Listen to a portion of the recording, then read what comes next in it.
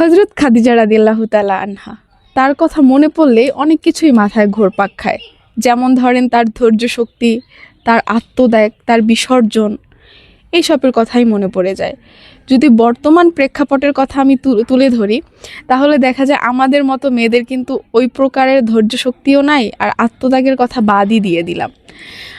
আমাদের খাদিজা রাদিয়াল্লাহু তাআলা আনহা যখন জন্মগ্রহণ করেছিলেন, তখন কিন্তু তিনি কুরাইশ বংশে জন্মগ্রহণ করেছিলেন। বলা যায় আইয়ামে জাহিলিয়ার যুগে তার বংশমর্যাদা ছিল অনেক উঁচু বংশের।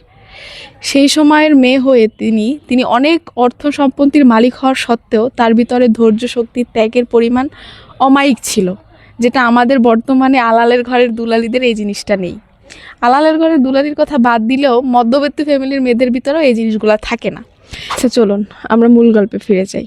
খাদিজা রাদিয়াল্লাহু তাআলা আনহা তার জীবনে সে সব কিছুই ত্যাগ করে দিয়েছে তার ঐশ্বর্য, দিয়েছে তার সৌন্দর্য, সব কিছুই আমাদের প্রিয় নবী হযরত মুহাম্মদ সাল্লাল্লাহু আলাইহি সাল্লামের জন্য আর আল্লাহকে পাওয়ার জন্য তিনি সব কিছুই ত্যাগ করে দিয়েছেন। কিন্তু বর্তমান যুগে এসে আমরা ছুটতেছি টাকার পিছনে, ছুটতেছি আমাদের সৌন্দর্যের পিছনে, যে আমরা কি হলে সুন্দর হব বা কি হলে সুন্দর হব না, এই সমস্তর পিছনে। তখন কিন্তু আমরা অনেক কিছুই ভুলে যাই। আসলে আমাদের জীবনটা যদি ইসলাম দিয়ে সাজানোর চেষ্টা করি, বা আমাদের খাদিজা রাদিয়াল্লাহু তাআলা আনহার কথা চিন্তা করি, তার জীবন নিয়ে চিন্তা করি, তাহলে আমাদের এই বর্তমানের এই ধরনের সৌন্দর্য, ঐশ্বর্যগুলো কিছুই আমাদের কাছে মূল্য রাখে না। কিন্তু দেখা যায় আসলে একটা সময় পর আমরা সবাই মিলেই এইসবের পিছনেই ছুটে বেড়াই। একটাবার আমাদের পিছনে যে কত বছর আগে যে আমাদের নবী রাসূল বা তাদের স্ত্রীগণ যে ত্যাগগুলো করে গেছে, সেগুলোর কথা আমরা কখনোই চিন্তা করি না। তো খাদিজা রাদিয়াল্লাহু তাআলা আনহা আমাদের নবী করিম হযরত মুহাম্মদ সাল্লাল্লাহু আলাইহি সাল্লামের জীবনে যখন আসে, তখন তার উপর থেকে অনেক ঝড়ঝাপটা গেছে। এই জন্য সে জেলও খেটেছিল। খাদিজা রাদিয়াল্লাহু তাআলা আনহাই সেই প্রথম নারী যে কিনা ইসলাম ধর্ম গ্রহণ করেছে, এবং তিনি ইসলামের জন্য, আমাদের নবীজির জন্য জেল খেটেছিলেন। তিনি এমন একজন নারী, তিনি কিনা তার পুরো পৃথিবীতে তার মহিমা ছড়িয়ে গিয়েছেন। তিনি আল্লাহকে আর আল্লাহর নবীকে পাওয়ার জন্য সব কিছু ত্যাগ করেছেন। আর ঠিক উল্টো দিকে আমরা রয়েছি, যেমন আমরা খুব সহজেই কিন্তু আল্লাহকে পেয়ে যেতে পারি, নবীকে পেয়ে যেতে পারি, কিন্তু আমরা সেটা না করে আমরা ঐশ্বর্যের পিছনে ছুটতেছি। তিনি যেমনি ছিলেন একজন আদর্শবান স্ত্রী, ঠিক তেমনি একজন আদর্শবান মা।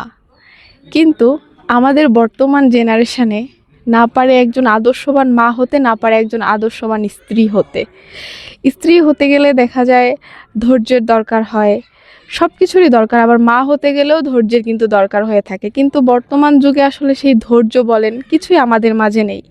এই জন্য স্বামী স্ত্রীর ভিতরে দ্বন্দ্ব থেকে যায় বা কোলাহল থেকে যায়, সন্তান মায়ের ভিতরে দূরত্ব রয়ে যায়, যেটা আসলে তখনকার সময় ছিল না, আর এখনকার সময়ে অনেক বেশি পরিমাণে বিস্তার করে ফেলেছে। এটার প্রধান কারণ কি জানেন? এটার প্রধান কারণ আমাদের ইসলামটা যদি আমাদের ভিতরে খুব সুন্দরভাবে, নিখুঁতভাবে আমরা নিতে পারি, নিজের মনের ভিতরে সুন্দরভাবে গেঁথে নিতে পারি যে আসলে আমার ইসলাম আমাকে কি শিখিয়েছে, আমার খাদিজা রাদিয়াল্লাহু তাআলা আনহা সে আমাদের জন্য কি দৃষ্টান্ত রেখে গেছে, তাহলে কিন্তু চাইলে আমরা নারীরা একজন ভালো স্ত্রীও হতে পারি, একজন আদর্শবান মাও হতে পারি। সর্বোপরি আমরা খাদিজা রাদিয়াল্লাহু তাআলা আনহার জীবন থেকে কি শিখতে পারলাম? ধৈর্য শক্তি, আত্মত্যাগ, বিসর্জন। এটা আমার ইসলামও বলেছে যে ইসলামে যে ব্যক্তি বেশি ধৈর্যশীল হবে সে জীবনে সব কিছুতেই সফলতা অর্জন করবে।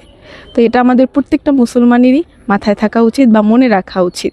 তো অবশ্যই আপনারা কমেন্ট করে জানাবেন আপনারা আমার ভিডিও থেকে কি শিখতে পারলেন আর কি বুঝতে পারলেন। সবাইকে এতক্ষণ আমার সাথে থাকার জন্য অসংখ্য ধন্যবাদ। আসসালামু আলাইকুম।